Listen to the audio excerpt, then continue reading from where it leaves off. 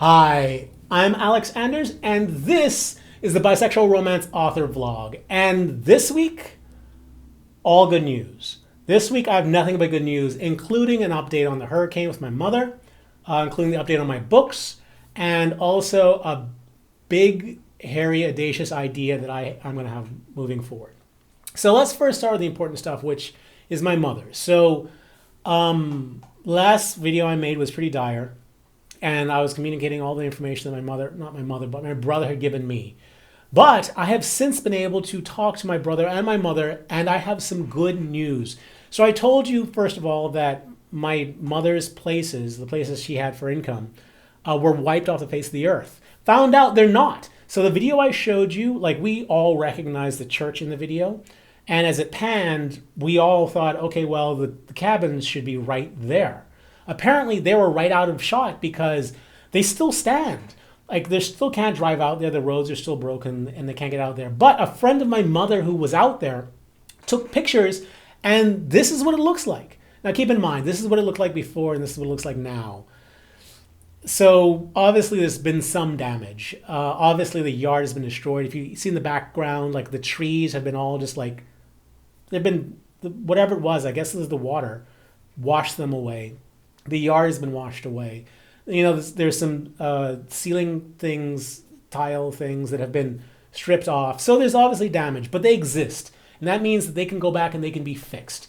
Now, can my mother actually get income? Well, probably not, because there's a road that still doesn't exist out there. And power will still be down for a very long time to come. Probably weeks, if not months. Yeah.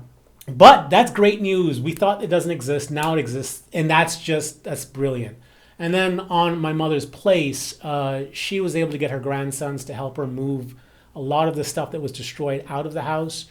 Apparently her mattress floated, so that just needed to be dried out, which is great. Also, her furniture, some of it could be dried out, so that was good.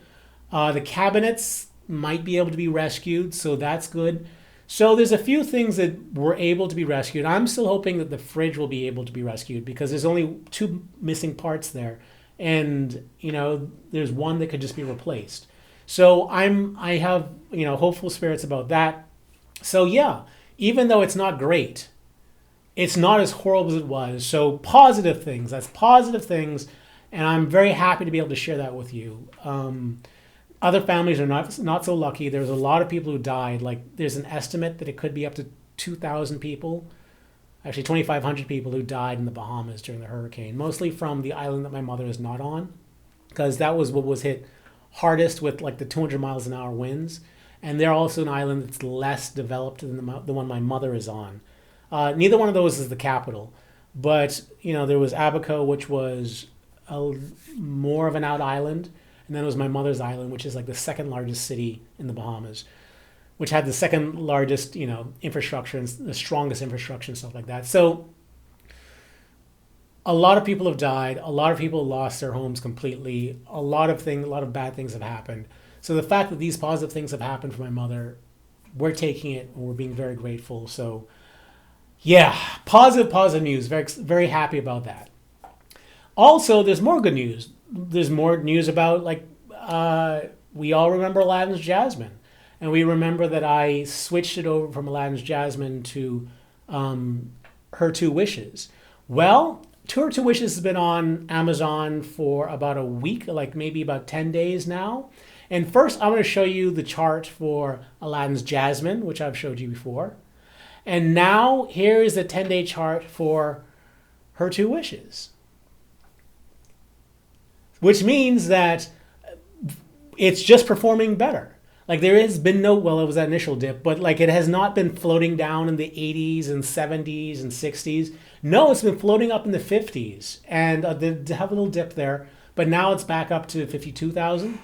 And all this is because, well, there's a book that I had mentioned before that it's like one of the first suggestions for. That book at the time of last week was in the, I think it was like the 70s in the bisexual romance charts. And now it's at number 5. And it's still, my book is still listed as the first book that people check out once they've checked that book. Now, I don't know why that hasn't translated into more sales for me. Maybe because it's still a book about Aladdin and readers are still not that enthused about getting a book about Aladdin. But either way you put it, the fact that it is the first suggestion on the number 5 book in bisexual romance is an awesome, awesome thing. It can only mean positive things. And because of the fact that today I just finished the first edit on the audiobook that will go along with it, that still means like there's still positive things going on. Hopefully it means that my book will like slowly climb up from the 50s to the 40s and maybe the 30s, and maybe even get onto the bestsellers list. Who knows? But the fact that it's climbing is good, which means that in 3 weeks' time, when the audiobook goes live, hopefully we'll be in a stronger position. Hopefully, it'll be good things, because my research shows that all of my audiobooks from the past have sold twice as many audiobooks, not all of them, but the average has sold twice as many audiobooks as it has ebooks. So that means that if I can get Her Two Wishes close up to the 15,000 rank, 12,000 rank, that means that the audiobook will probably be at the 10,000 rank or the 12,000 rank. So yeah, that would be an extremely positive thing.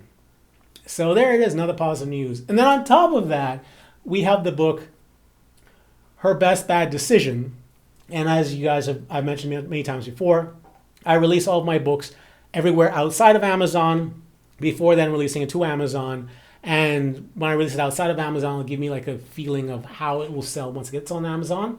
And when I released Aladdin's Jasmine outside of Amazon, it became my second worst selling book outside of Amazon, which made me worried from the get-go. However, as of yesterday, Her Best Bad Decision has become my second best selling book outside of Amazon within the same time period. So I like to call my bisexual romances. I plotted the first 2 weeks outside of Amazon.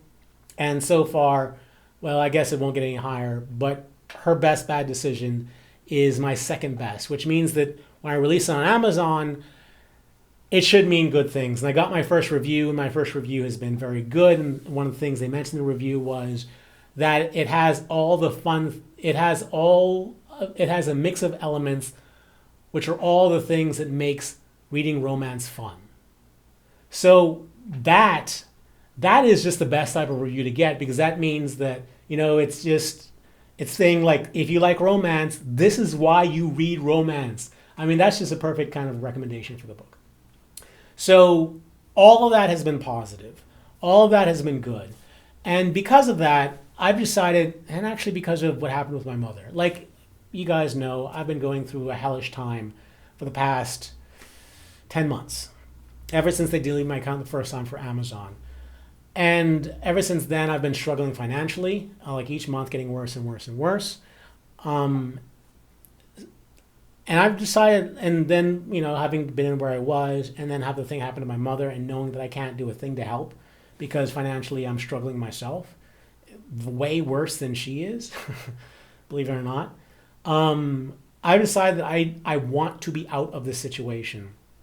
And now that I know what makes a book sell, now that I know the tropes that work, and I've done some research, like not only is in terms of romance, the biggest trope right now is a trope I like to call taming the beast, which is essentially Beauty and the Beast. Like it's taking a guy as a cocky asshole sort of thing, and then there's a woman, and the woman changes him from a womanizer and all that stuff into a pretty good guy. Like that's the most popular form of romance right now.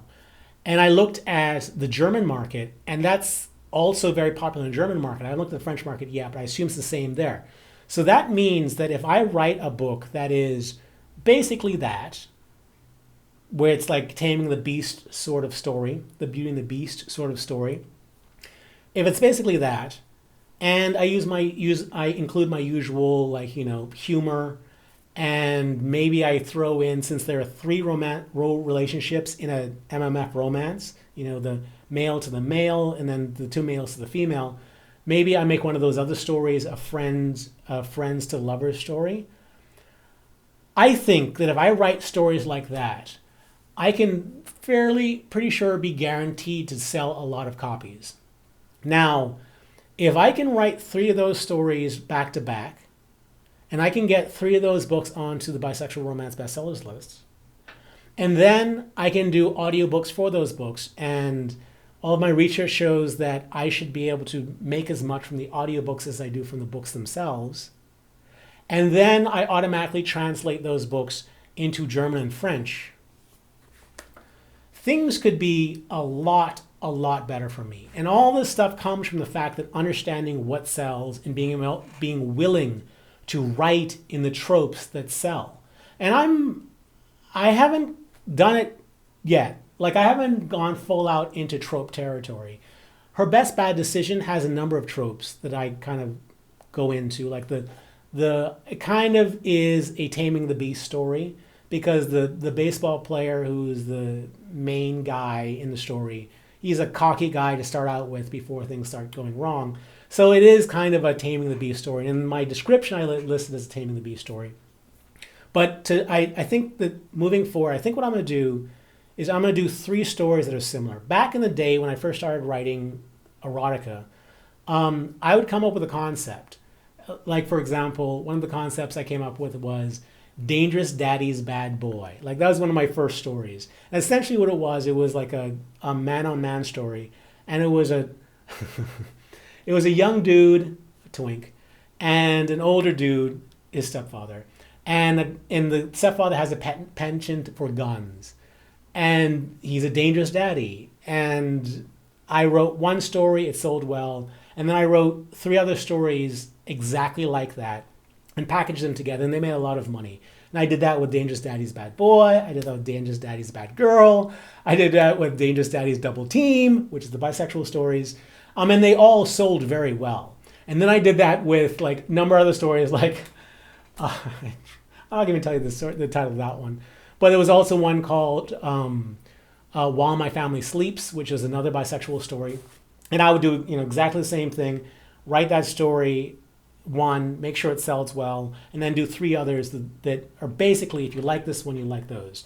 So I think what I'm going to do moving forward is I'm going to take that concept of, for me, it's going to be a billionaire, a cocky, arrogant, womanizing billionaire, the best friend who is like a good guy in some way, and it's going to be Taming the Beast plus friends to lovers, plus some other trope for the female character to each of them. And I'm going to write 3 stories where if you like this story, you will absolutely like this story and then that story. And I'm just going to translate all of them, and I'm going to do them all in audiobooks. And there's a possibility that that will do extremely well for me. And I'm really confident about this, and I want to do this so that I am never in the situation I was before. And for a long time, for a couple of months now, I've had the goal, like I've been repeating the mantra for me, that I want to be the best-selling bisexual romance author in the world. In the world. And I think, at least up until all the craziness started happening, I was the best-selling bisexual romance author in Germany. I was the best-selling bisexual romance author in France. I was. And it was America that was always a challenge. So I think that with these changes, there's only like one person who is going to be really hard to overtake. Nicole Stewart. She makes a lot. She makes a lot. But Nicole doesn't do audiobooks. So if I can get my rankings up for my ebooks, and then I can capture the market in audiobooks, because believe it or not, there is not a single MMF romance audiobook that I can find that exists. Not as a novel. There's one that's a short story. But hey, I have a lot of short stories for bisexual erotic romance. I'm talking about novels. There are, as far as I can tell, 0 MMF bisexual romance novels and audiobooks. So I can get in there early. I can kind of I can be the one that everyone looks to in terms of audiobooks for MMF. And I can become Nicole for audiobooks. Nicole is Nicole for ebooks. But I can become, the best-selling MMF bisexual romance audiobook author. And that might work.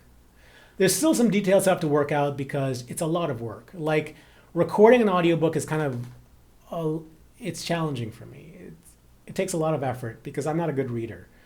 My previous career used to be that of an actor. So the acting part is all good, but the reading part is really tiresome. And then there's the editing all of my bad reading.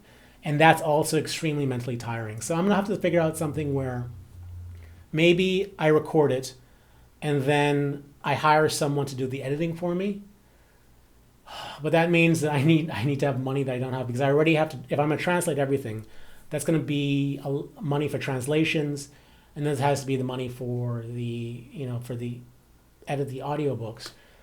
But I'll have to figure something out. I know that I need to shave some time off. In fact, I was considering having other people read my books, but the truth is, like when I was an actor, I think my strength was comedy.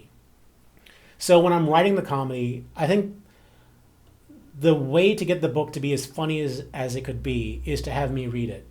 I'm very confident in my comedic ability. I just finished editing Her Two Wishes, and the performance, I'm really happy with the performance I give, just in terms of nuances of character and emotion, stuff like that. So I think the way to have my future books succeed as much as they can is to have me to read it. So if I read it, then maybe I could just have someone else edit it. But yeah, that's my goal. My goal is to become the best bisexual romance author in the world. And the way I'm doing that is starting with, we'll see how Her Best Bad Decision does. Like I might translate that. My hesitation for doing that is that it's a baseball story. And whereas I'm expecting that will help American sales, I don't think that will help German sales. I don't think that will help French sales. Now, it doesn't mean it won't do well. It could still very well do well. It's just I'm more hesitant to do those as a translation as opposed to waiting and just doing stories that are not sports, that are just more directly Taming the Beast and Friends to Lovers sort of stories. But we'll see. It's still very possible that, I will translate Her Best Bad Decision and see how it goes. Because honestly, I should just be doing it. And as long as I could do it all on credit, using my credit card, which is like on fire at this point because that's the only way I've been surviving, as long as I could actually pay for it using my credit card, maybe I'll do it because I just need to get in the habit of it. Like my previous books, some of them have sold extremely well, and I just need to get used to just doing it automatically. Yeah. But that's it for today. Good news all around. Thank you for the positive thoughts of my mother. It really made me feel better. And the great thing is that things are now good there. Things are still progressing really well with my two books. And now I have a very strong goal moving forward. I hope to, I have a certain number of sales I want to reach. And I want to reach it in 6 months, which means that I kind of have to get going on this plan. I need to, quickly get into writing the next book, then record it and have it translated, and then quickly get into the next book. I'm hoping that I will be able to write and record at least 2 more books and audiobooks before the end of the year. That'll give me 3. Well, we'll see. I have a positive idea of where I'm heading next, and now I'm actually kind of excited to see how it is getting there. So that's it. Until the next video, stay cooler, my bisexual and reader friends. Stay cooler. Bye.